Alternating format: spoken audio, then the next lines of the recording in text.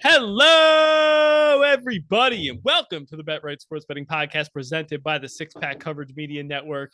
It's your host, Jeff Farrell. Here's my co-host, Andrew Tanzi, coming at you to break down Week 10 in the NFL season. We are into double digits this week. Crazy, crazy times. Rue, how was Week 9 for you? Another pretty solid week, man. Profit train keeps on rolling. Had the Yeah. little hiccup a couple weeks ago, but yeah, continues to be a pretty solid year so far. Yeah, so far so good. I gotta say, looking at the board this week, I know we've had some decent breaks on injuries so far. I love the board this week. Yes. Going to be Yes. another good week. I can already tell. All right. Recapping last week. Congrats to you finally getting off the schneid in our debate of the week. You got a win by the narrowest of margins, taking the footballs plus 3.5. I had the Vikings minus 3.5. I feel like we were both dead right in this game. You said the Vikings shouldn't have been laying more than 3 points. They didn't deserve to be more than a field goal favorite. You were right. I felt like it was a good time to fade Taylor Heineke. He was going to make a brutal turnover. He did. There was also that insane Hail Mary play where Curtis Samuel gets the ball thrown to him in triple coverage and the ref takes out the Vikings safety and the pass gets completed. I mean, it was a wild game, came right down to the end, but you got a victory. So shout out to you. Yeah, this week was a prime example of getting the best of the number, getting in early because that Yeah. line closed at 3. I had it at 3.5. They lost by 3. And then the Falcons line also I got at 3.5. I think that was down to 2.5. Yeah, it closed 2.5. So, and they ended up losing by 3 as well. Two teams I thought, they were in prime position to win the game and just didn't happen, but we got the cover on both of them. Yeah, both could have won the game outright. I mean, they were in position to do so. Yeah. But I mean, the end of that Chargers Falcons game Oh just my still God. feels like a fumble. Then that guy fumbles. Then like Khalil Mack rips the ball out of Drake London's hand, the 3-yard line. I mean, that was crazy. Favorite bets of the week. Talk about an easy winner. Seahawks plus 2.5. You go to 6-3 on the year. How'd you feel about Seahawks? Yeah, going in, like I said, the Seahawks to me were the clear better team, and the line was just dead wrong. Geno threw the brutal pick six, but he shook it off like it was nothing, came back, and yeah, the Seahawks proved me right. They were definitely the better team in the matchup. Yeah, good call by you. I had a win on Thursday Night Football, back to 4-4 in the year for me with Miles Sanders over 79.5 rush yards. Took a little bit. The Eagles, for whatever reason, decided to throw the ball an insane number of times before just finally taking the easy route and handing it off. But Miles Sanders got it done, as does every running back that faces the Houston Texans. Yes. A theme that will probably continue this week. Long shots of the week. As you mentioned, tough loss by you. Parlay of the footballs and Falcons money line. Like we said, both were in position, but didn't come through. So 4-5 on the year for you with your long shots. Yeah, I wasn't mad at it. I mean, look, the bet lost, but that's about all I can ask for in a losing bet, especially a long shot. Both teams were winning for a majority of the game, and just a few mistakes led it to go the other way. But yeah, I felt pretty good about it. Yeah. I got a much needed win on my long shot of the week, 2-4 on the year. Kenneth Walker over rush yards and anytime touchdown and Seahawks money line. I think that was like plus 350, plus 370. So nice win for me there. And then prop sheet goes a disappointing 6-6 on the week. We had Miles Sanders on Thursday Night Football, but then really the Bengals game was the one that really just pissed me off. I mean, we nailed that game. So the Bengals offense was so good and they were too good. So Burrow and Higgins actually didn't even play the fourth quarter. And so neither of them went over their yardage props, which is just like, how do you get an offense that scores 42 points and you can't catch a single prop? I mean, that was frustrating. It was like basketball, like that. That's the stuff you worry about in basketball. Yeah. Team going up too much and resting the guys. So yeah, what can you do? All right, heroes and zeros of the week before we kick off week number 10. What do you have hero of the week? Yeah, my hero is Kenneth Walker. I know he hit your long shot for you. I was all over his yardage prop, and he just continues to be one of the better, forget rookie, one of the better running backs in the league. He obviously played a crucial part in that Seahawks win for me as well. So Kenneth Walker, my hero of the week. Yeah, Ken Walker. My hero of the week, I'm going to pick the duo of Dolphins wide receivers. And really, this is a chance for me to just take a shot at you because you had the insane comment last week of saying that you weren't interested in playing Tyreek and Jalen Waddle over because they were playing a game outdoors. No, let me clarify something. Let me clarify something. Go ahead. First of all, I did end up playing both overs. My point was, I thought for some reason, like some of these prop lines we're getting, it just seems like the books are not adjusting. So based on what these guys have been doing, I expected it to open Tyreek close to 100 yards, Waddle in the 80s, and it opened right where it's been for most of the You season. know what would have happened if it was Tyreek at 100 and Waddle in the 80s? They still would have both went yeah, over. Yeah, well, you can take a And here shot. we are again this week, 69.5. And I already bet both. It's to the point where you just take both of them. One of them is bound to go over at That's least. what I said last week, roll. and you're giving me this resistance. Like, oh, the game's outdoors. I don't know if we should take both of them. It wasn't just outdoors. It was. Yeah, we don't have to get back into it. Okay, but yeah, we're taking them this week. We're taking them every week. We are. Don't overthink it. 0 of the week for you.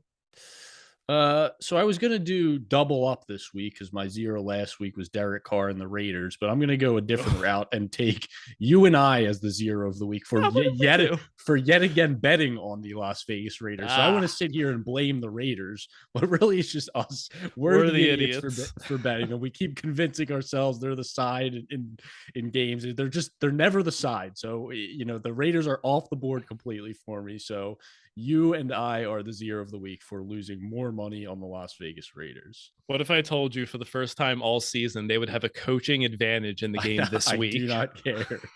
Okay. We'll see. I might still bet the Raiders. Stop. My 0 of the week was Joe Mixon. I had a points bet gone wrong. If you don't have access to points. Okay. Joe Mixon's not the 0 of the week because he played well. He lost me a lot of money. That was very You're the 0 of the week then for fading him in this matchup. All right, fine. I had a points bet under on Joe Mixon. He scored like 7 touchdowns and I lost a lot of money. All right. So you're both of our 0s of the week. Yes. I'm a big giant 0, even though I won my favorite bet. I won my long shot. They had a great week, but I'm the 0 of the week. Perfect. All right. Ready to jump into week 10? Yes. All right. Teams on by Ravens, Bengals, Patriots, Jets, a quadrant of AFC teams, if that's a real word. All right, Thursday Night Football. We have an NFC South divisional battle. Atlanta Falcons taking on the Carolina Panthers. Panthers are moving down a little bit on the board right now. There's some 3s, some 2.5s right now. Over-under is down to 42.5. This is a rematch of the insane Week 8 game where there was a Hail Mary, a missed extra point, a missed field goal. The Falcons ended up winning in overtime. What do you have here? Couple injury notes real quick, actually. A.J. Terrell out for the Falcons, and then for the Panthers, Chuba Hubbard questionable, and they are sticking with P.J. Walker at quarterback, and Brian Burns, defensive end, will be active. Do you have a bet on this game? Yeah, so I bet the Falcons at the open at -2, and I know it seems a little bit crazy to be back in the Falcons as 2-point favorites on the road here, but I just think, the defense has their struggles, but I just think this offense is just worlds better than the Panthers, despite what we saw in this last game. Like, between these teams, like the PJ Walker parade's over. Like he had a good game or two, but you saw him last week through 10 passes for 9 total yards. And honestly, like if 10 passes for 9 yards, I didn't misspeak there. That sounds funny when you say it out loud. And honestly, like if whoever it was didn't fumble the ball for the Falcons at the end of that game there and they end up hitting a game-winning field goal, what's this line? Oh, the defensive line. No, the defensive player. Both of them. But both of them. Yeah, but like the Falcons, like I said, they should have won that game. They outplayed the Chargers. They had a 2-score lead. If they win that game of the Chargers, we're probably looking at easily at least a 3.5-point line, maybe even 4. And like looking at DVOA, you have 2 bottom 5 defensive units, like I said, but like we're getting an offense that's ranked top 5. Carolina, like are we going to see Baker Mayfield again? Sam Darnold was activated off IR. Are we going to we don't know what's happening with this team. The Falcons still have something to play for. They're still tied with the Bucs. The Panthers aren't out of this division. Yeah, but they're out of it as far as we're concerned. I don't think anyone can be out of the NFC South. Yeah, I guess you're right. But look, Carolina has the win against the Bucs, which, it doesn't look like a great win at this point, but you have a 10-point loss to Arizona, 20-point loss to San Francisco, Cincinnati, 2-score loss to the Rams. The Falcons have been competitive almost all their games this year. So like the 1-score game, every game so far, Browns, Seahawks, 49ers, all above average teams. So I'm just taking the team I think is much better here under a field goal. It looks like some money's coming in on the Panthers, so maybe the flat 2 will come back for the Falcons. Yeah, 3, I think this was an easy pass for me. 2.5, I feel like I have a decision to make. It's just hard for me to figure out what PJ Walker is. Like you said, he's had 4 starts. In 2 of the 4, he was ranked as the dead last quarterback in EPA on that week. And then the other 2 starts against the Bucs and the same Falcons team, he actually played really well. He was kind of like middle of the pack in most of the quarterback statistics, put up a ton of points against the Falcons in that earlier game. So it's kind of hard to figure out what PJ Walker we're going to get. But now that it's at 2.5, I think I'm leaning Falcons. I don't love laying points on the road on a Thursday night with a mediocre team, but I might end up on the Falcons with you. Like, look at some of their wins. Like they beat the Browns. Like the Browns aren't a world beater team, but like they're a decent good. team. They're fine. They beat the Seahawks, who are a top 10 team right now. They beat the 49ers, or like they were banged up, whatever, but it's a quality team, good coach. So they have good wins on their schedule. The Panthers beat the Bucs and the Saints. Yeah. Yeah. I mean, it's hard to make a case for the Panthers. They're not a good team. Yeah. All right. What do you have here on props? Anything? No, I couldn't find anything I like in this one. All right. I have 2 that I'm looking at. The first one, Terrace Marshall. I like him. You can either go over 35.5 receiving yards, or I've actually been playing him over longest receptions. So since the Robbie Anderson trade, Marshall's finally flashed some of that potential we saw at LSU. He's ran a route on 67 of 70 dropbacks. Last week, 2 for 31 on 3 targets, but did have a 20-yard catch, 4 for 87 against this Falcons team 2 weeks ago, and then led the team in receiving 3 for 53 and 1 last week. So I think it's a decent spot for Marshall as the wide receiver too. Falcons are a little bit banged up in the secondary. Okay. And then I also have Shaq Thompson over 8.5 tackles plus assists.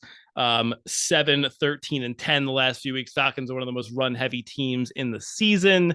On the season, he's played 100% of defensive snaps, and he did have 13 tackles against the Falcons 2 games ago. That's all I got. All right. All right. Ready to go to Germany for Sunday.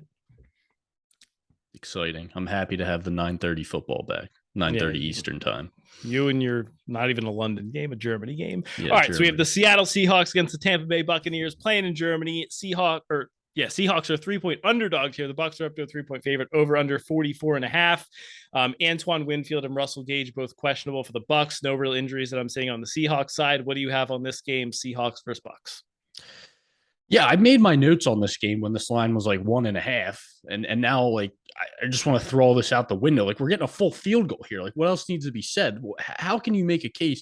I mean, you're arguably getting the way I'm looking at it is the Bucs are getting 3 points here because of one drive. Like okay, yeah, like they pulled out a great win. Maybe it was like a emotional swing for them, but are we just gonna discard everything we saw the other 59 minutes in that game and the 6 weeks the whole prior? Season? It's just crazy to me. And you look at the matchup, like this Bucs team, they blitz, they like to get pressure. Geno Smith's been awesome under pressure this year against the blitz. Tampa Bay, like they have this reputation of being dominant at stopping the run. Like they're still a top 12 rush DVOA, but they're not like this top 2 run stuffing defense. And you kind of look at what the Seahawks have been doing with Kenneth Walker. It's almost like this Derrick Henry effect where, maybe his first 5 or 10 carries, he's not ripping off a ton, but come second half, he's just wearing these teams down. You see it. You've seen it like 3 out of the 4 weeks he's been in there. The second half, he has these big runs. He kind of wears you down. And on the flip side, you have Tampa Bay who just, they couldn't run the ball if they were lined up across 11 traffic cones on the other side of the field. And we kind of talked about it earlier this week. When you have that limited of a running game, it's so hard to sustain these drives, especially with how quick Brady's throwing the ball. It's just like 5 to 7 yard passes. Like so much can go wrong when you're doing that. You see it with all these, like especially when half of them hit the dirt 5 yards before the receiver. I mean, and they're dropping it. How many drops did they have in that game? That too. That's what I'm saying. Like there's so many. It's so hard to sustain drives when you can't get these like 4 to 6 yard runs throughout to kind of keep the ball moving. So, and I don't know, man, like right now, the Seahawks are the better team here. You're getting them on a neutral field. And it's just like, when this 3 popped up, I just hopped all over. I love the Seahawks here. Yeah, I totally agree. It's very baffling to me. In the last 7 games, the Bucs are 2-5 straight up, 0-6-1 against the spread. The only time they even pushed was last week. Seahawks have won and covered 4 straight. We've seen the Seahawks in this scenario multiple times as a small dog. They've won and covered against the Lions, Cardinals twice, and Chargers. So yeah, I'm with you all over the Seahawks here. I also like the under 44.5. Bucs are about as dead under of an under team as you can find in the NFL right now. They are gone under in 4 of the last 5 games, an average of 35 points per game scored in those games. Seahawks defense has been rapidly improving. I don't know how real that is, or maybe it's just a small sample, but they've looked a lot better the last few weeks, allowed 21 points to the Cardinals, 13 to the Giants, 23 to the Chargers, and 9 to the Cardinals. So offense is solid, but I still think this total should be like a 43, 42.5. Yeah, I like that. Prop looks for you in this one. Yeah, Kenneth Walker, going right back to him. It's 74.5, same as it was last week. Like I said, I have no fears against this Tampa Bay defense. Walker's going to get his 20 to 25 carries. Maybe starts off slow, but second half, same thing. He's going to bust it open. The Bucs, they're still ranked high, but they really haven't faced a ton of good running offenses this season. They just recently allowed Deontay Foreman to rush for over 100 yards. So Kenneth Walker's averaging 22 carries for 103 yards over the last 4 games. So this line is just still way too low based on his production. Yeah, I like that. Definitely going to be looking at Tom Brady pass attempts as well. We have yards right now, but the pass attempts have not been posted. Got to imagine we're going to get another 38.5. Then I played Leonard Fournette under 48.5 rush yards. This has been taken off the board, so we'll see if it gets reposted. But this guy's just absolutely toast at this point. He's had fewer than 10 carries and fewer than 25 rush yards in 3 straight weeks, averaging less than 3 yards per carry. It's only a matter of time before they turn to Rachaad White. He's not even much better, but he's better than Leonard Fournette at this point. Yeah, Fournette doesn't look great, but the offensive line is definitely. I know they can't run block at all, so it doesn't help. But yeah. All right, moving on to our first game of the 1:00 slate on Sunday. It will be our debate of the week. We do have one this week: the Jacksonville Jaguars against the Kansas City Chiefs. Chiefs are 9.5-point favorites in Arrowhead. The over/under is 50.5. Dougie P versus Andy Reid. Evan Ingram questionable here for the Jags, but that's really the only injury note. You want to go first or second in your debate case? Go ahead. All right. I'm going to be on the Jaguars plus 9.5 here. For full transparency, I have not bet this yet. I'm waiting to see if a 10 pops up just in case. Hope I get the best of the number. If we don't get it by Sunday, that's fine. I'll take 9.5. I don't think this number is necessarily wrong or anything. So we just saw the Chiefs minus 14 at home versus the Titans. I think the number makes some sense. I just feel like this is the perfect spot if I'm betting on the Jaguars. I don't want to bet them in a close game where they need to win by margin, where they need to, cover a 2-point spread. I think that they can hang around as a pesky underdog. I think their offense is good enough to put up some points. I've really liked what Travis Etienne's been able to do on the ground ever since they kind of made him the clear bell cow back and got rid of James Robinson. I think that takes some pressure off of Trevor Lawrence. The Jags have been pretty good as an underdog this season. They were plus 6.5 against the Chargers. They won outright, plus 6.5 against the Eagles. Didn't cover the spread, but they only lose by 8, so they kind of hung around. They were small dogs to the Chargers last week. And then the Chiefs, 0-2 against the spread as favorites of a touchdown or more. Their defense has kind of been mediocre, maybe a little bit below average. I think they ranked 21st in DVOA, so I think the Jaguars can put enough points here to cover the spread, and this is a spot that I want to take them in, hang around against a pretty good team, put up some points, and cover it. Yeah, so let's look at this Jags defense. So I don't care about their running metrics. Against the pass, 27th in DVOA against the pass. Let's look at some of the quarterback performances against them. Derek Carr, basically in one half. This was all 21 of 36, 259 yards and 2 touchdowns. Yeah, and they won the game outright. They won the game, yeah. But I'll attribute that second half to the Raiders' just incompetence. So Russell the Jaguars Wilson, shut them down in the second half. Sure, yeah, okay, fine. Yeah, Derek Carr, Patrick Mahomes, basically the same thing. Russell Wilson, who has been a corpse. Not on U.S. soil. This can be thrown out as well. I need a new word. I think I say corpse too much. Threw for 252 yards, put up their second most points all season, led a game-winning drive where it looked like he had life for the first time this year. Matt Ryan, who's benched, threw for 389 yards and 3 touchdowns. Oh, God. That's Carson Wentz threw for 313 yards and 4 touchdowns. That was week 1. I'm just saying. Come on. It happened, dude. You have 2 bench quarterbacks that combined for like 600, 700 yards. Hey, look, the Chiefs are going to score points. Yeah. I'm not denying that, but so are the Jags. You have a massive discrepancy in red zone efficiency. We already know the Jaguars extreme struggles. The Chiefs are number 2 in the red zone. The Chiefs put up 500 yards of offense last week, but the issue was they struggled a bit to stay on the field on third down, which is uncharacteristic of the Chiefs. And the Titans are also the number 1 third down defense in the NFL. So Jags are 15th. So I expect the Chiefs to have more success staying on the field. They didn't have problems moving the ball really. It's just some issues on third down. And I know like one of the handicaps here is the Jags are just going to be able to run all over this Chiefs defense. Well, look, the Chiefs, it's not a great defense. I'm not going to sit here and say that, but it's not.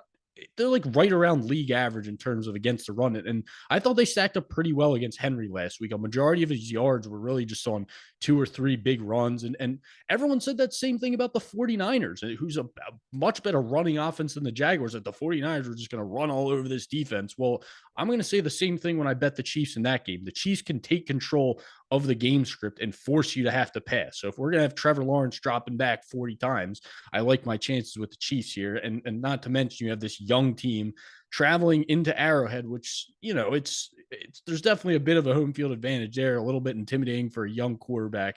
They haven't seen an offense like this all season. You have a mistake-prone quarterback in Trevor Lawrence. So give me the Chiefs here under 10. This was at 10.5 before the Titans game. And yeah, look, the Titans hung around. They had the lead for most of the game, but getting a full point, knocking this under 10 for me. I like the Chiefs here. Okay. See what happens on the field. Any prop looks for you in this game? No, nothing right now. I mean, this Chiefs offense is impossible. Yeah, I agree on that. I'll see where ETN's rush yards are at or total yards, but yeah, I don't have anything on the Chiefs. It's impossible with them. Yeah. All right, let's move on to our next game here. Very interesting game with some spread movement today. The Houston Texans taking on the New York Football Giants. Giants are down to, it depends on where you're looking, somewhere between 4.5 and 5.5 point favorites. The over under is around 39.5, 40.5. Couple injury notes. Evan Neal, offensive lineman for the Giants, questionable coming off the bye. And then for the Texans, Malik Collins, Brandon Cooks, and Nico Collins, all questionable to play. Cooks did miss practice today. This was sitting at Giants 6.5, came down today. Do you have a play on the current market here, Texans versus Giants?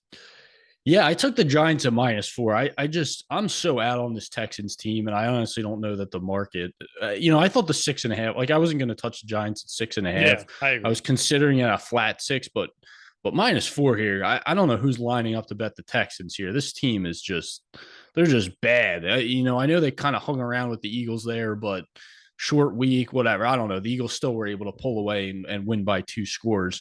But like this offense, it's like if Dameon Pierce doesn't run for 150 yards, they can't do anything. The Davis Mills is just he's like a third string quarterback that's just forced to start right now. He's turnover prone. They can't move the ball through the air. Who knows if Brandon Cooks and Nico Collins are going to play? And it just sets up so perfectly as a matchup for this Giants team when you could just hand the ball to Saquon, go win the game. Daniel Jones can use his legs. Make it so easy on Daniel Jones. That's what I'm saying. Like your biggest worry with this backing this Giants team, like despite the success they've had, it's still going to be Daniel Jones making mistakes, but you don't have to worry about it in this matchup. So I just think 4 is too short of a spread here, especially with the Giants coming off a bye at home here. So yeah, give me the Giants laying the 4. Yeah, I'm totally with you. I bought into them as well. I also took some money line around -220. It does concern me a little bit. We haven't seen the Giants be sizable favorites all season. The most they were was -3 against the Bears. They did win that game by 8. But, a little bit of extra rest. Daboll coming off the bye. We think he's a good coach. Don't have any history of him off a bye, but I think that's a decent spot. But I also think the numbers just kind of check out on this play, and this number being a little bit short for the Giants as a favorite. So the Texans just closed +7 at the Jaguars in week 5, and then they were +7.5 at the Raiders in week 6. I don't understand how the Raiders and Jags can be a touchdown or more favorite at home, and then the Giants are only going to be 4.5, 5. I mean, I don't think the Giants are much better than those teams, but they're at worst even with those teams. They're better than the Raiders, that's for sure, and the Jags are better than both those teams. I mean, maybe at those times we thought of the Raiders and Jags a little bit higher, but I don't think at any point they were significantly better than the Giants. So I just think this number here is definitely short. And like you said, the Giants' run game should just be able to have an absolute field day, like every team that's played the Texans has all year. Yeah. All right, prop looks for you in this one, other than Saquon rush yards. Yeah, which opened up at 93.5, but I don't know how you can't take it at this point. If you have like a bell cow back that you know is going to get 15 plus carries, I think you just kind of have to take it against the Texans. But I'll look on the other side of the ball at Dameon Pierce. Even though I think the Texans are going to lose, it's just that offense. It's going to hand him the ball no matter the game script. Yeah. He's still going to get. I'd be shocked if he didn't get 20 carries. Yeah, he's gone over this 76 and a half. I don't know if I said that's where he's opened up. He's gone over in 5 out of his last 6 games. Giants are 25th in rush DVOA, and he's just their entire offense. Yeah, totally with you on both those. All right, let's move on to AFC North battle. Detroit Lions against the NFC. Chicago. What did I say? You said AFC. NFC North. Detroit Lions against the Chicago Bears. Bears are 2.5 to 3-point favorites, depending on where you're looking. Over under is sitting at 48.5. We do have some weather in this game. Nothing crazy, but it's probably going to be pretty cold, 33, 34 degrees, some wind. DJ Chark still out for the Lions. They also placed Josh Reynolds on IR today. And then DeAndre Swift expected to play again, but only played 19% of snaps last week, 6 touches. So he's back, but he's not really back. I'm not really sure what their usage is with him right now. What do you have on this one, Lions versus Bears? Oh, I just love the Bears here. Absolutely love it. You look at the box score of that Lions Packers game last week, and they got beat. Like it was obviously those red zone interceptions that made the huge difference. They were outgained 389 to 254. They only ran the ball for 3.7 yards per carry against this Packers defense. Just been getting torched on the ground every week. You look at this Lions offense over the last few games, like the Packers game, which I just mentioned, they struggled, 254 total yards. Miami, they had a good first half, and they absolutely goosed in the second half. 6 points versus Dallas, shutout versus the Patriots. So look, this Lions offense is kind of what we expected. And then you look at Jared Goff. Never won a game on the road with Detroit. He is 0-8-1 on the road with an average point differential of 13 points. Oh, is that all? His touchdown to interception ratio at home, this is just with the Lions, 26-6 at home. On the road, 7 touchdowns, 9 interceptions. His completion percentage drops over 5% on the road. Yards per attempt drops over a full yard. And on the flip side, like we talk about this Bears offense, they figured something out. Like they can move the ball, and against this poor Lions defense, nonetheless, Fields looks great running the ball. The defense is still an issue, but they're the better defense in this matchup. So this is just I love this spot for the Bears here. So yeah, give me all the Bears I can get. Yeah, I mean, look, you made an incredible case. I think you covered all angles of this one. Only thing else I would add is just another week to integrate Chase Claypool into the offense and give Fields another weapon to attack this putrid Lions defense. So I'm all in on the Bears here with you. And I actually even like the Lions team total under 23.5. I know some people are on the over in this spot. I think, like you said, like the Goff numbers outdoors and on the road, like this is just the ultimate fade Jared Goff spot. So I think 23.5 is way too high for the Lions. So I'm betting the under there, and I'm all over the Bears. Love it. Prop looks for you in this one. Yeah, how do you not go back to Justin Fields? This is worse than the Lamar Jackson situation. Like this guy's setting NFL records for 170 yards last week, and we're getting a 58.5. He's cleared this in 4 straight games, and just this is their offense now. It's Justin Fields running the ball. So give me the over until this line is probably at like the 70s. Yeah, I mean, this line isn't even close. I don't know what's happening. Yeah, grab this now because there's no way it doesn't go up. All right, let's move on to our next game here. New Orleans Saints against the Pittsburgh Steelers. Steelers are down to 1.5-point home underdogs. This line's come down a little bit today. The over-under is 40.5. Saints off that embarrassing Monday night performance against the Ravens. Bunch of injury notes here for the Saints. Jarvis Landry, Marshawn Lattimore, Mark Ingram, Marcus Davenport, all questionable. Center Eric McCoy out for the game. Also leading tackler Pete Warner on the defense questionable. For the Steelers, the opposite. They're expected to get star pass rusher TJ Watt back off his pec injury, off the bye. So that should be a huge boost for this defense. We don't have an official word yet, but he was activated off IR, and all signs are that he's going to play. Do you have a play on the side or total in this game, Saints versus Steelers? Yeah, so I absolutely love this at Steelers +3, but even getting the Steelers as a dog at all, I think there's pretty good value on. I just don't quite understand this. Like, you just look at the spot alone, forget the Mike Tomlin underdog stuff. Like, short week for the Saints in Pittsburgh, huge coaching mismatch. Steelers getting TJ Watt back, and the Saints are laying points here. I can't wrap my mind around. What have the Saints done to get this kind of respect from the Bucs, and TJ Watt just changes this entire defense. So, the one game he played this season, they got 7 sacks. We just saw the Saints offensive line get ravaged by the Ravens. And I know the Steelers offense hasn't been great, but like the Saints have allowed 27, 28, 30, 32, 28, 22, 20, 27 points. Like this defense, they've been terrible. And the Saints are 5th worst in pressure rate, which is obviously a big deal against this weak line. So you just can't tell me these teams are you can sell me that these teams are equal, but laying points for the Saints here on the road, I don't, there's just no way.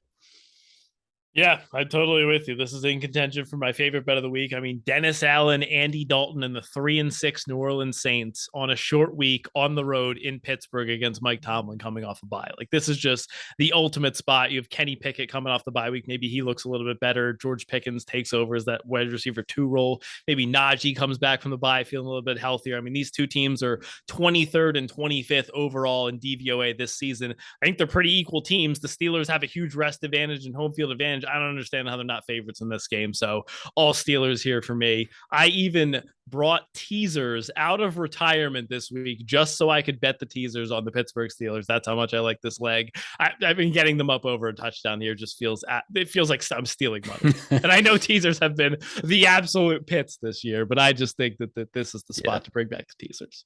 Who'd you tease it with? A lot of teams. Okay.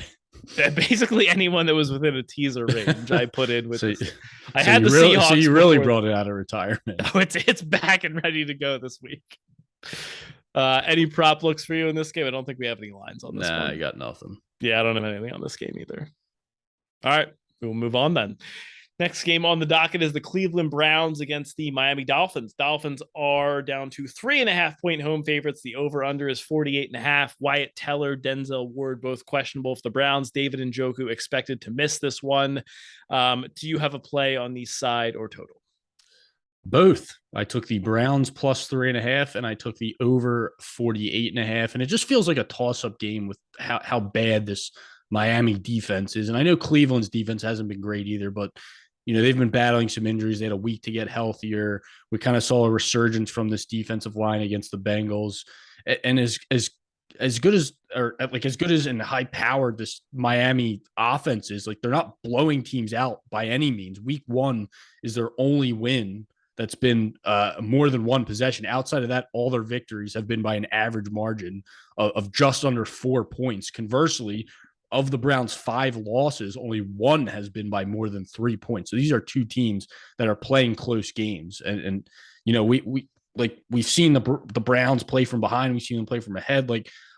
These teams are closer to me than 3.5 points. The Dolphins, right now, not a huge home field advantage. So, and we've seen the Browns, they can compete with these higher scoring teams. This was an over team for a lot of the season where they were putting up high 20s in points here. So, I'm taking the 3.5 here with the Browns. I think it's pretty good value. And then the over 48.5 kind of speaks for itself with what we've seen from Miami. Yeah, I don't have a play on the side here. Probably a pass. If I get a -3 with the Dolphins, maybe I'll take them. But, I don't think there's quite enough value for me to take the Browns. But I understand your reasoning. Definitely with you on the over here. Dolphins overs just every week until they don't cash. These two teams are huge disparities between offense and defense. The Dolphins have the number 2 offense in the league, number 27 defense in terms of DVOA. Browns number 5 and number 24. So just big mismatches for both offense, the Dolphins in the passing game, and the Browns. They can be able to run the ball or throw the ball here. So I think they'll be able to put up enough points in this one. Sales over 48.5. Yep.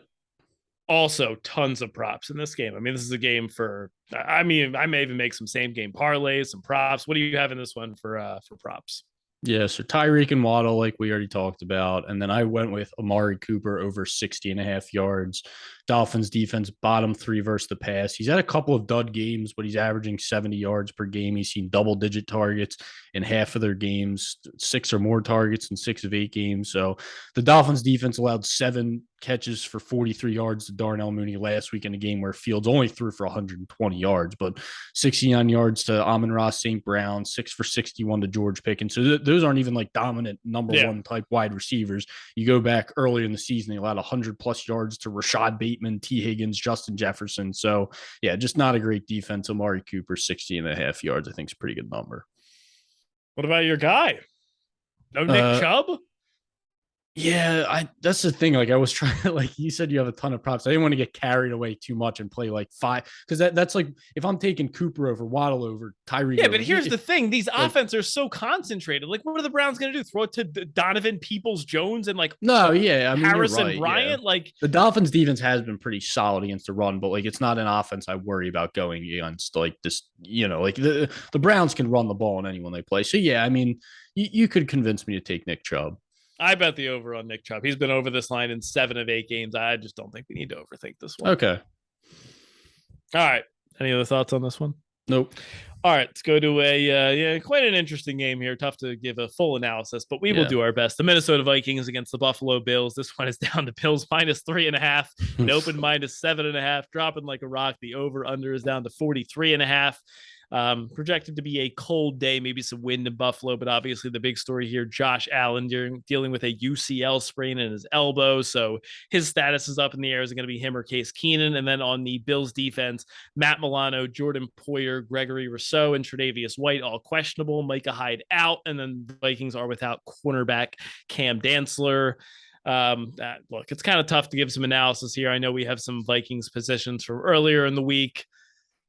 Any tips on what people should do, how to approach this, thoughts on where the number might go if it's Case Keenum versus Allen? Any insightful commentary you can provide here would be appreciated.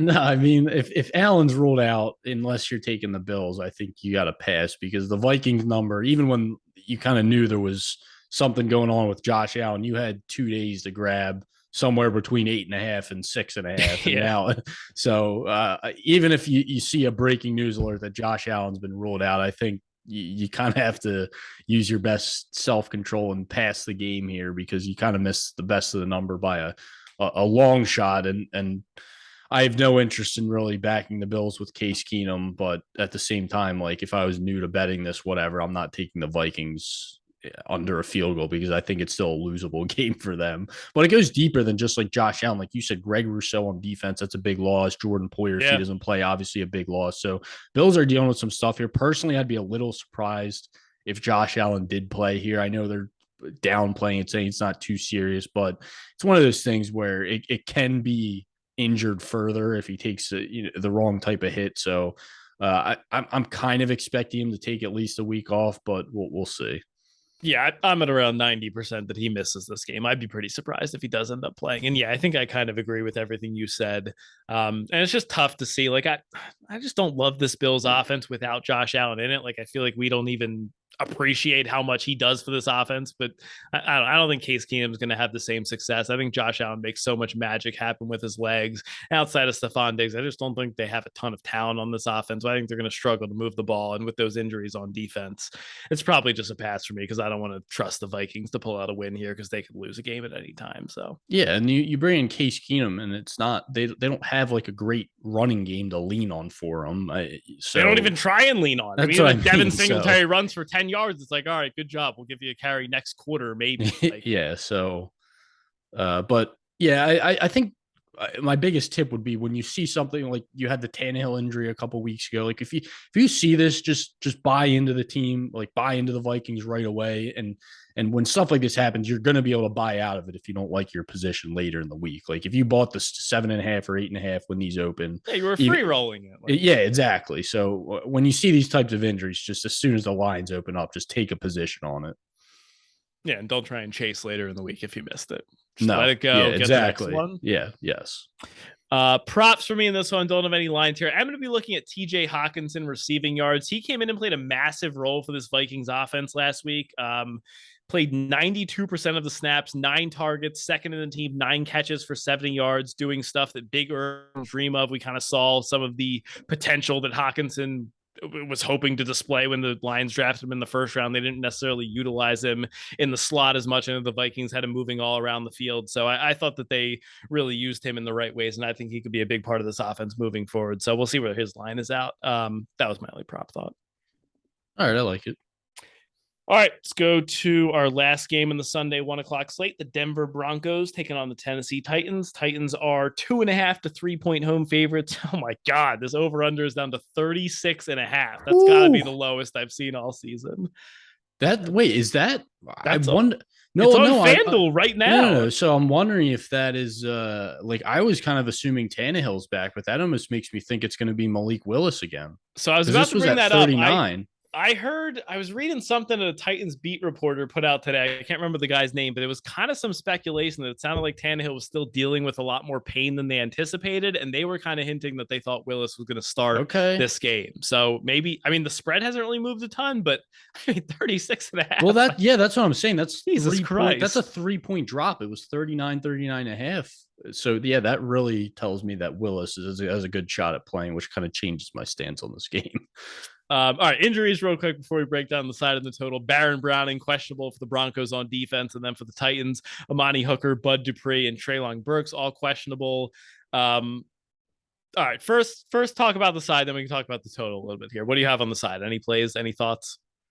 Yeah, so I just want to first issue a formal apology because last week on this podcast, I said watching Malik Willis play reminded me of watching Kendall Hinton play quarterback for the Broncos. And I just want to apologize to Kendall Hinton because that was quite the insult because Malik Willis, this guy, and I understand the receivers are just brutal and they're not getting separation. Does he know he has to throw the ball? It's like dude, you're like the end of the game there. Throw the ball, man.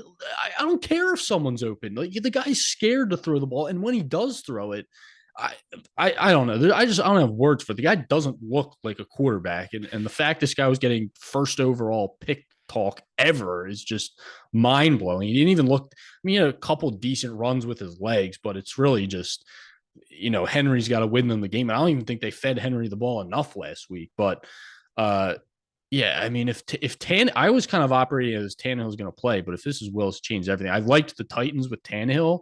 I don't expect much from Tannehill through the air, but you need to be able to pick up a few first downs throwing the ball. And it just does not seem possible with Malik Willis, let alone against a top 5 pass defense of the Broncos. But like you look at it matchup wise, if Tannehill does go, I do like the Titans because they have this great pass defense, but they're 25th in DVOA against the run and 25th in line yards. This could be a great game where you just feed Henry the ball. I don't have to go into the massive coaching advantage. And on the other side of the ball, you have a Titans defense that's great against the run. So they're going to force Russell Wilson to keep dropping back against this just behind this brutal offensive line. He's been sacked at least 3 times in every game except week 1. He's constantly under pressure. And I don't think a bye week's fixing this offense. I really don't. The Broncos continue to struggle in the red zone at a historic pace, end on third down. So it's going to be an ugly, low-scoring game. I was going to try and find a way to play Titans money line, maybe parlay it with another bigger favorite that I like to try and get it to plus money because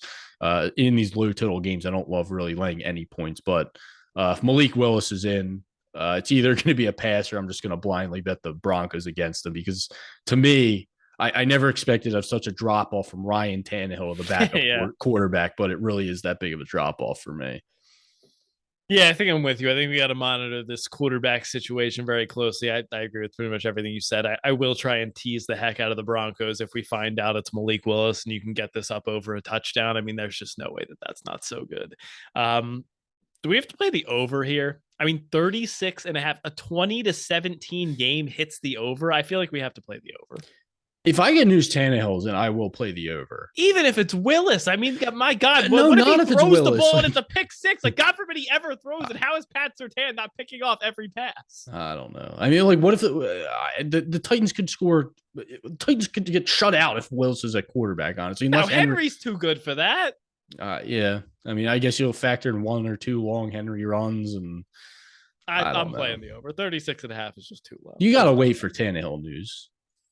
I'm going to play it regardless. Okay. What's it going to drop to 35.5? Like, dude, yeah. How low can it go? If Willis is in, you're looking at 2 like bottom 5 offenses in this game. I'm going to play the over. I don't know. If you're playing the over and Willis is in, I'd rather take a shot at like Broncos team total over. No, I'm just playing the over. Okay. I'll wait and see where the line goes. I'm playing the over. Yeah. Props for you in this one. Derrick Henry rush yards in double digits. Anywhere Correct. in double digits? Yes, anywhere in double digits. It's All that right. easy. No one else. Cortland Sutton's dead to me. He's on the all cardio team, and I don't want anything else to do with the Broncos. I wanted to bet Greg offense. Dulcich, but it opened a little It's bit too higher high. than I wanted. Yeah, it was like 40 something, right? Yeah, they adjusted very quickly on that one. So yeah, it's a pass. All right, let's go to a game that will surely provide an interesting discussion here.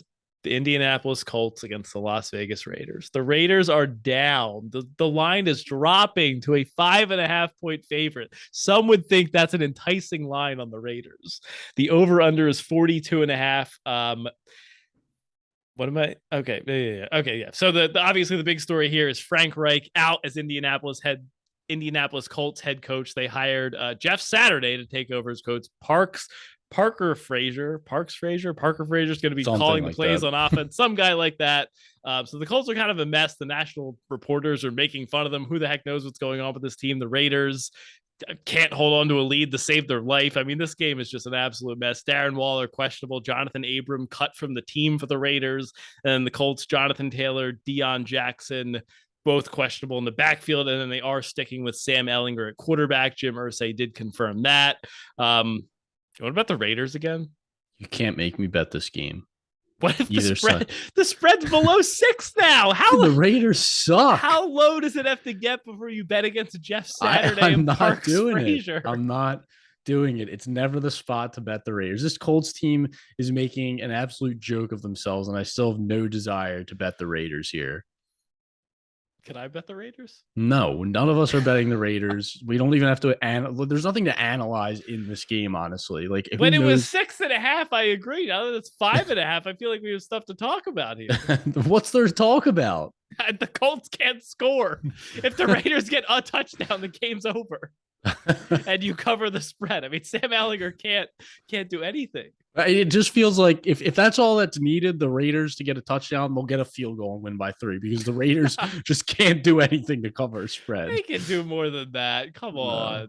No, you can't make me do it. This game is not on the board as far as I'm concerned. So anyone that was looking for in-depth analysis, I do not have it for you. I bet the Colts team total under 17.5, and I'm going to try and sneak in a Raiders play while no one's looking. You better believe I'm going to keep my eyes on the app to see if that comes through. I'll hide it in the app. I'll put it under something else.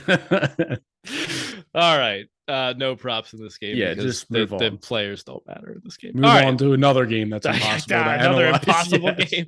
All right. The Arizona Cardinals and the LA Rams NFC West battle. Rams are down to a 1.5-point home favorite. The over-under is 41.5. This is a rematch of week 3 where the Rams won 20-12. Cardinals injury note. All right. Let's just start with quarterbacks here. So we got news earlier today. Matthew Stafford miraculously enters concussion protocol midweek, which is about as bad a prospect for him playing in this game as you could imagine. A mysterious concussion that just popped up. So I have to imagine he's going to miss the game. Then Kyler misses practice today with a mysterious hamstring injury. So I don't know what the heck is happening. Budda Baker's also out 2 to 3 weeks. Also 2 members of the Cardinals offensive line. So we're all in on the Cardinals here. Please let Kyler Murray play. Yes. Other than I that, will say. Go ahead. Okay, say something. Kyler's ruled out. Stafford's ruled out. If you and I, as people who invested heavily in the Cardinals after the Stafford news, we at least have Colt McCoy, where it would be John Wolford on the other side. Yeah, you feel good with +3 and Colt McCoy. That's what I'm saying. Not as good as Kyler Murray, but but I'm saying we still have an advantage at the quarterback position, I would say. Now, I'm not going to sit here and say I feel extremely comfortable with Colt McCoy holding my money, but better than I would worst feel places to be. John Wolford. Yeah, it's not like you have a competent backup quarterback on the other side of the ball that you have to worry about. So, yeah, that's what I'll say here. Again, don't make a bet on this game until you get more news. If Kyler's playing and you're still getting the Cardinals as an underdog, I'd be fine, I think, buying in there if you didn't get the initial move, because you can't have the Rams as favorites with John Wolford at quarterback.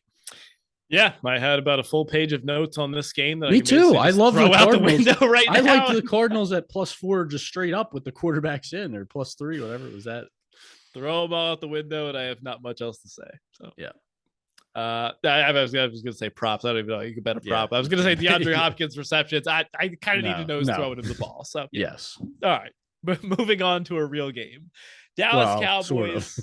one of the teams. Yeah. Dallas Cowboys against the Green Bay Packers. The Packers are 5-point home underdogs on FanDuel right now. The over-under is 43. Weather projected to be in the mid-30s with some light wind. Cowboys coming off a bye. Zeke Elliott expected to be healthy. Hold on to your pants for this Packers injury report. Rashawn Gary, best defensive player on the team by a mile. Romeo Doubs, Eric Stokes, Randall Cobb, all out for the game. Aaron Jones expected to play, did practice today, but who knows how good his ankle is. Christian Watson, David Bakhtiari, Devondre Campbell, all questionable. The whole team is falling apart. Aaron Rodgers sucks now, apparently. What do you have here, Cowboys versus Packers? Yeah, you wouldn't know any of that if you listen to podcasts and read stuff that I've been The Packers are the greatest bet of the century. Let me just get this rant out. Like, I have heard so many people making a case for the Packers this week, saying it's a buy low spot. How the hell can it be a buy low spot when it's been a buy low spot for 4 straight weeks and they've lost 5 games in a row? Like, how many buy low spots can there be? Like, it wasn't a buy low spot against the Lions last. I mean, come on. That's what the people who bet them last week said it was, and they lose, and it's like, I don't know, that wasn't the buy low spot. Not once have I heard any of these people mention that grocery list of injuries you just mentioned. Like, this defense that's already been getting gashed on the ground now loses Rashawn Gary, which makes it a huge deal. You lose Romeo Doubs, so like these receivers, like, they get zero. Allen Lazard's the only NFL wide receiver on the roster. He still doesn't even get separation, though.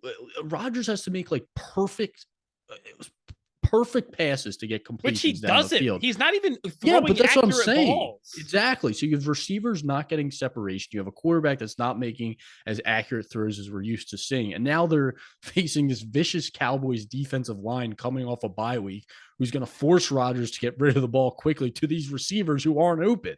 And then the Cowboys on the other side of the ball, they'll gladly just hand the ball off to Zeke and Tony Pollard 30 times and rush for 6 yards per carry.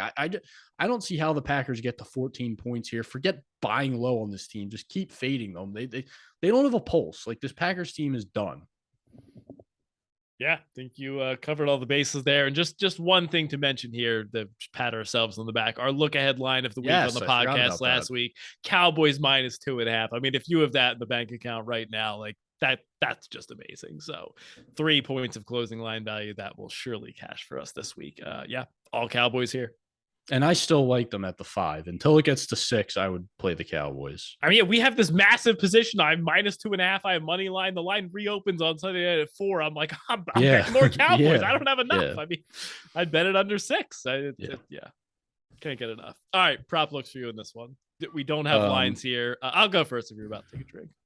No, I was going to say mid-drink. I'm going to look at Tony Pollard. I think with Zeke back, we might get a pretty favorable line on him, even if I'm looking for something in the 40s with Tony Pollard here. Like I said, this bad run defense just got even worse with the loss of Rashawn Gary, and I think the Cowboys will happily just feed the running backs here. So, and I'll take Pollard with his explosiveness over Zeke, who he's going to get more of the goal line work. He's going to get his carries in the middle of the field, but I'll take Pollard, and he's going to be lined lower as well. Yeah, for sure. Yeah, I like that. I'm going to look at Allen Lazard receiving yards. He seems to be lined in the high 40s, low 50s every week. Like I said, he's the only legitimate receiver on this roster. 4 for 87 and 1 last week. Team high 10 targets. I mean, they just don't have anyone else to throw the ball to. So this is just a volume play for a guy that's probably going to be lined too low.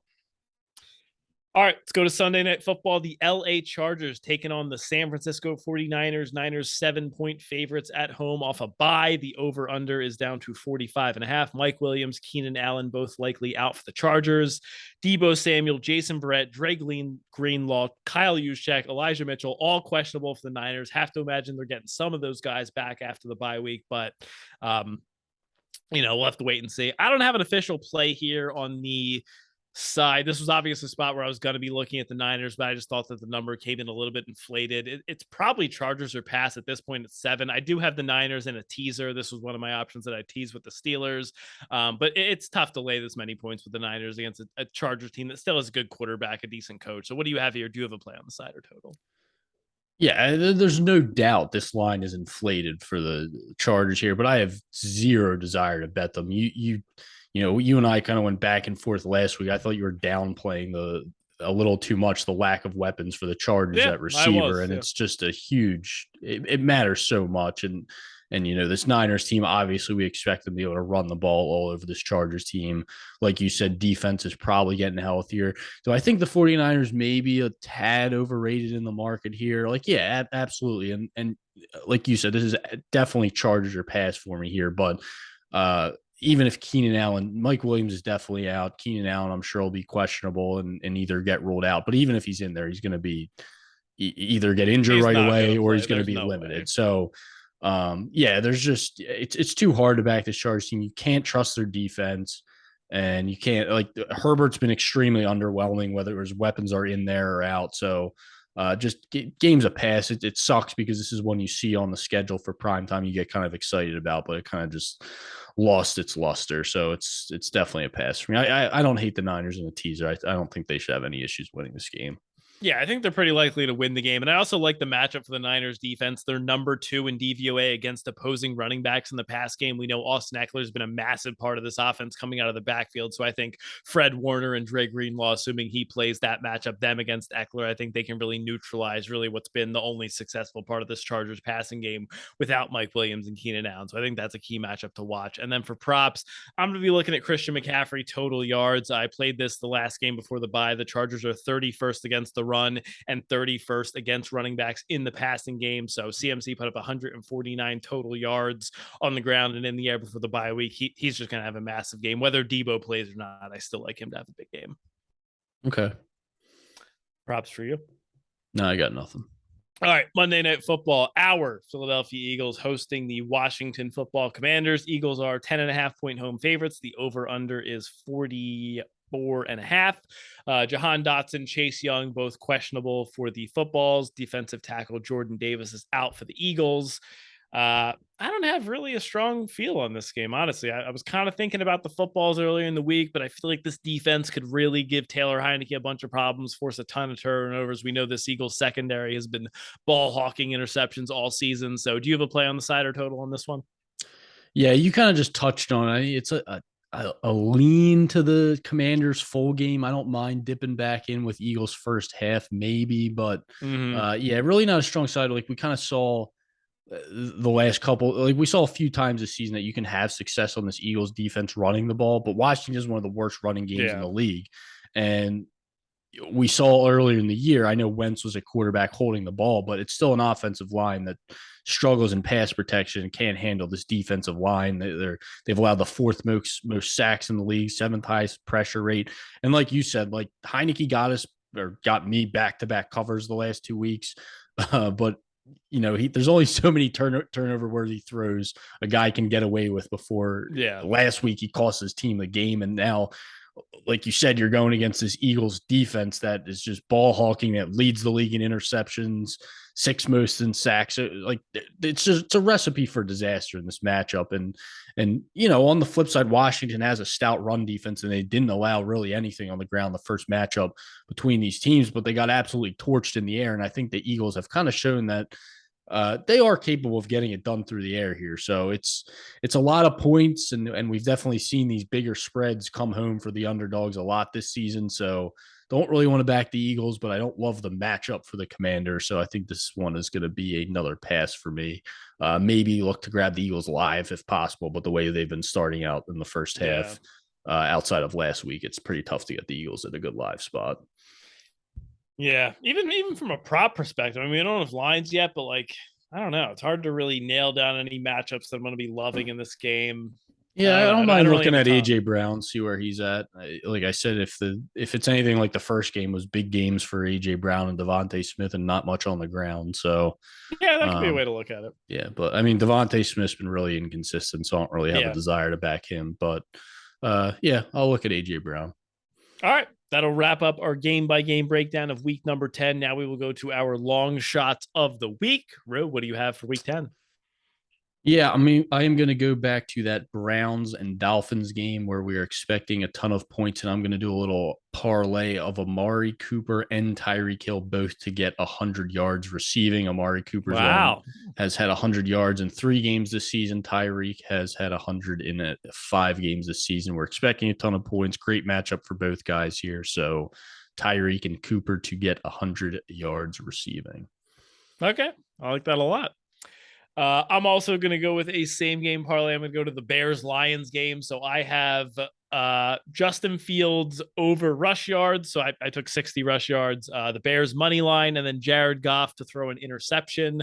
I got this on Caesars at plus 310 today. You can also take the Lions team total under if you can't find the Goff interception. Different books have different things, but basically I'm expecting the Bears to win the game. I love Justin Fields on the ground, and I think the Lions passing offense particularly is going to really struggle here. So that's kind of my angle. I bet this on Caesars at plus 310. All right. All right, your favorite bet of the week for week number 10 is what? Yeah, that was a perfect segue into my favorite bet. I am taking the Chicago Bears at -2.5 here. I just, like I said, just love the matchup for them. Love what they're doing on offense. Jared Goff struggles on the road, so everything lining up here for a Bears victory. So give me the Bears. All right, I'm going to go with the Pittsburgh Steelers here as a home underdog. Unfortunately, this spread has just dropped before we came on, but I still like it at plus 1.5. I also bet them on the money line. So, but we talked about this, like Mike Tomlin at home off a bye, Dennis Allen and Andy Dalton on the road. Like, I just don't think there's a lot separating these teams. I think the spot screams that it's the Steelers. I think the Saints team is, they kind of went all in for this season. They traded a bunch of draft picks. Nothing's gone their way. The season is pretty much over at this point. They're not mathematically out of the NFC South, but, nothing's really gone their way. So I think the Steelers are in a great spot here, and I'm backing them at home as a plus 1.5 underdog. All right. All right. Do we want to do some quick look ahead lines for next week, and then we'll get on out of here? Let's do it. My favorite one, which just jumped off the page, was the Chicago Bears plus you 4.5. like the Bears, Rue? Yeah, I know. It's crazy to me. It's scary. Who knows what's going to happen. Remember we faded this team all offseason? But plus 4.5 against the Falcons. I mean, I'm with you. Yeah. That's crazy to me. So, 4.5 points. If anything, these teams are as close to equal as it can get. They both have pretty bad defenses, similar offenses that are going to run the ball here. So, plus 4.5 for the Bears. I love that. Only other one I was looking at, I don't know that I'm necessarily going to bet it now, but if it opens around this, I like the Cowboys under a field goal versus the Vikings. I think the Vikings are going to get caught. Like they've been a little bit fraudulent in some of their wins. They've had a few good breaks go their way, and I think this Cowboys defense is going to give them a ton of trouble. I don't know if that's one we need to bet now. I'd be pretty shocked if that's what I said. Yeah. It's just one I have an eye on. So keep an eye on it on Sunday night when the lines come out. Yeah, I agree. Only other one that stood out to me was Titans plus 1.5 at the Packers. I know we talked about this earlier. You kind of said this wasn't one you felt like you needed to bet now, but I have to imagine Ryan Tannehill's back next week. And I mean, Derrick Henry has to just be dreaming of going up against this Packers run defense. So I think getting them at plus money on the road, I think that's a good spot. Yeah. All right. That's all we got. Any final thoughts? Nope. All right, let's get on out of here. Thank you, everybody, for tuning in. Make sure to follow us on Twitter at BetRightPod. We'll post the prop sheet on Sunday morning. As always, leave us a 5-star review on Apple Podcasts. Smash the like button on YouTube. From Jeff and Rue, we are the Bet Right Sports Betting Podcast, because every time you bet with us, you bet right.